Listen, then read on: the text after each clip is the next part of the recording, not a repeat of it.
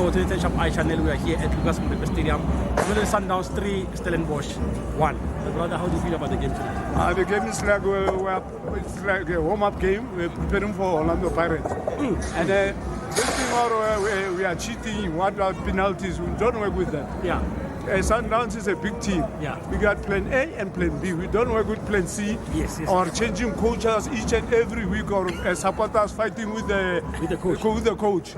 We prepare for that and now. Yeah. It's like coming to Pretoria here in Atterisville. It's raining. We're waiting. Yeah. But then you're playing CAF. Why can't you just prepare for the next game? Yeah, for CAF it's like it's going to be also a warm-up. It's going to be a warm-up. Is it? Yeah, we got 4 goals there. So they're coming here for just for holidays. Do you want to tell me that CAF is not important? No, it's quite CAF is important as important. M28. No, CAF is important, but now this one I'm telling you, both of them it's like Kaizer Chiefs and Orlando Pirates. We're gonna enjoy it.